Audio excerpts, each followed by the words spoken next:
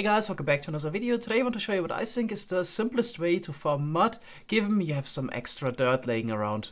Converting dirt into mud is basically a 4-step process. So you have to generate or place dirt first, then fill a glass bottle with water, apply the water bottle on the dirt block to convert it into mud, and then you need to break the block again. Now the problem is you only have 2 hands available. You can put the dirt in the off hand and the shovel in your main hand, and place and break the blocks again. It's technically also possible to automate all 4 steps of the process. That's what I actually spent the last 3 days on, but this will be topic of the next video.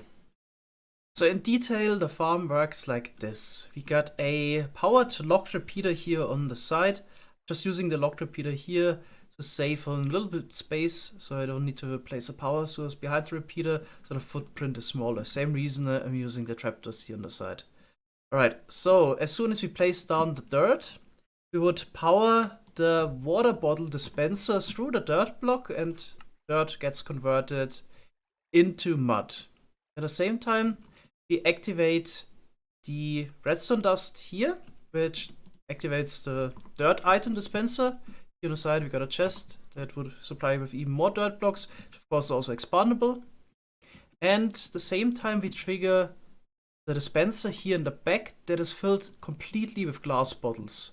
So because it's completely filled, just gonna break the mud here real quick, because it's completely filled, it would spit out the water bottle.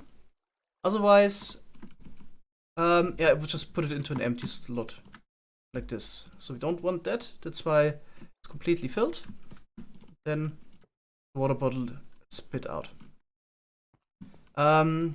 This hopper here below is also filled, at least 4 stacks in some glass bottles, so it wouldn't grab the water bottles out of the dispenser above. As soon as the water is used up, we can then take out the glass bottle. So there are 2 things that might go wrong if you want to use the system. You should not use an efficiency 5 shovel, because it doesn't work properly if you try to insta-mine. As you can see here, the system wouldn't work, so you should just use a normal netherite shovel without efficiency. A diamond shovel would also be fine. As you can see here, this works pretty well. But of course, since we're combining client-side inputs and server-side timings, you might also have issues on a laggy server if you want to try to use the system. But it should work perfectly fine in single player, as long as your world is not super laggy. The speed of the system is 9,000 mud blocks per hour, which is 150 per minute. If you have a unbreaking 3 netherite shovel, you can use the system for roughly 50 minutes before the shovel would break. I think it should already be clear from the explanation how to build the system, but in case something is unclear, like for example making a locked repeater, make a quick tutorial and also give you the material list, which is always helpful.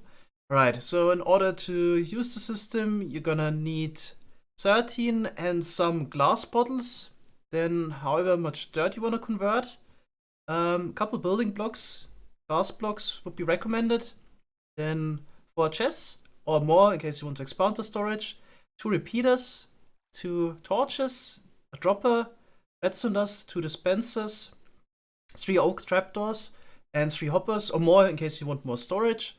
And then you need to place down 3 water sources. You can probably get away with 2 water buckets as well, of course. Okay, so let's build it up over here. Just gonna start with the output chest. To put a hopper on top.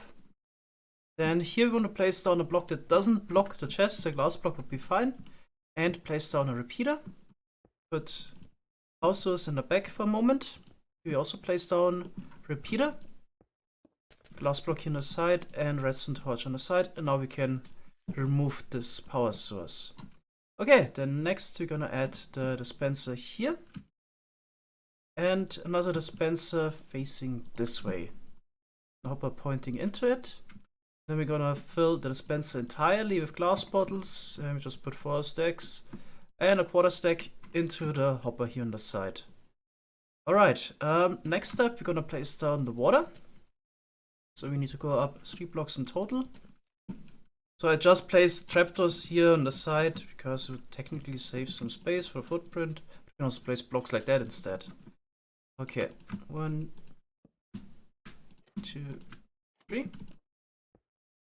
and place down hopper pointing into this dispenser here. Okay, then also place blocks like this. And put the water sources down. So we're just gonna waterlog all the trapdoors. Okay, then next we're gonna place down our dropper here on the side. It will supply the player with more dirt items, hopper, and chest. Then we just need to place down the redstone dust on top of the dropper. Then we can also place down some blocks here to stand on. Alright. Then, yeah, let's fill in the dropper here with some dirt. Of course, more in the chest. And put some in the offhand. And we also want to place down another block here on top that we can easily place the blocks against. You can also technically use shift and place it against the dispenser, but I think it's better to place it against the underside of the block here. Let's go in survival mode and test the farm mode real quick. At first, you actually got to mine a couple of dirt blocks until this dispenser is now actually stocked with the water bottles. Okay, so hold down right and left mouse button. There we go. Now we're getting dirt. Okay, actually forgot something. We also want to place down a couple blocks here on top. Okay. There we go.